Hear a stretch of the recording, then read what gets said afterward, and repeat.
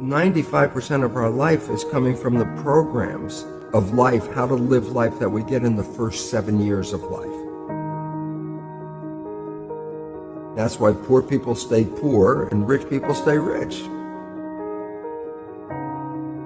The movie The Matrix is not science fiction. It's a documentary.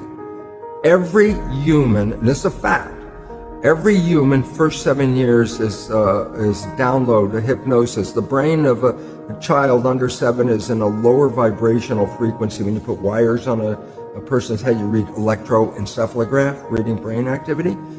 A child below 7 has a lower vibration than consciousness. It's called theta.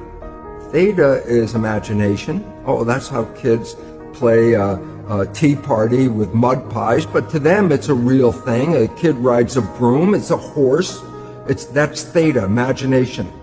Theta is also hypnosis.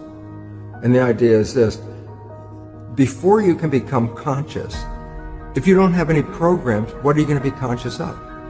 So nature makes the first 7 years. What kind of programs are required to live on this planet? I say, how do you get them? Theta is hypnosis.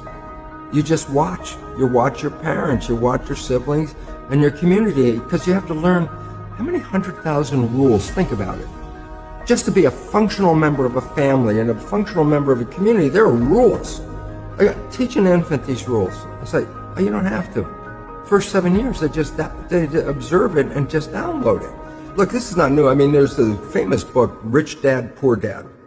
And basically said you come from a poor family and you could struggle your whole life and try to get rich, but you're not going to make it. And if you come from a rich family, you could be stupid your whole life and make it. Not because it was thinking, but it was unconscious behavior that was downloaded from rich families into kids, which is unconscious. So they're making the right moves unconsciously. If they engage their conscious mind, then they look stupid, but it's unconscious. And that's the same thing with poor people. Poor people have beliefs from the family. Oh, you can't make it. Life's a struggle. Things are hard. Who do you think you are? And if that's the program you get, then 95% of the day you will sabotage yourself. And that's why poor people stay poor and rich people stay rich, because the programming. 95% of our life, this is a fact, comes from those programs in the subconscious.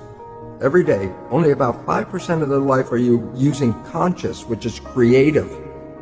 5%. So your life is being lived, even though you think you're living your life. Exactly, and you don't see it because it's called subconscious, below conscious.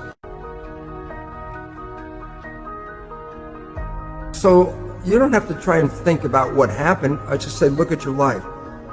The things you like that come into your life come in because you have a program that supports them. But anything you struggle with, work hard at, put a lot of effort into making it happen, why you're working so hard, inevitably you have a program that doesn't support that conclusion and you're trying to override the program. So you don't need to do a lot of strength and psychology stuff. You just look at your life and say, where am I struggling? Because wherever you're struggling, inevitably it's a program in your subconscious that does not support that destination you've been looking for. The conscious mind is creative and can learn in any number of ways. Read a self-help book, go to a lecture, listen to this program, and conscious mind's going to get some awareness. And I go, yeah, but subconscious mind doesn't learn that way. I go, right, it doesn't. Subconscious mind learns in two fundamental ways naturally. Hypnosis, which is the first 7 years. And after age 7, how do you put new programs in? Repetition, practice. You want to drive a car, you didn't learn how by just getting in the seat and put the key in. You had to practice driving the car. You want to learn the alphabet. How many times did you go from A to Z? Try to go to A to Z before you can complete it. And once you completed it, you didn't have to go back and do it again. So 2 phases. You want to train the subconscious mind? Hypnosis, repetition. I like the last one because there's a new phrase that's bandied about called fake it till you make it. Meaning, if you're not a happy person, I say you want to be a happy person, then repeat all the time, I'm happy, I'm happy. I say, well, you don't look happy or anything. I say, no, who am I talking to? By repetition, I'm talking to subconscious. If subconscious gets, I am happy, and 95% of your life comes from that subconscious, there will be a point once the subconscious got, I am happy, you don't have to say it again. Okay. It'll be automatic. And that's why we see people do affirmations and gratitude journals and stuff, because if you do that daily... It's repetitive, and that's the secret part. Putting a sticky note on the refrigerator is more like a suggestion, but it's not a repetition. So it doesn't work very well. But you have to do... Repetition is a habit. It's making habit. So you got to do something religiously in the sense of repeating it to make it work.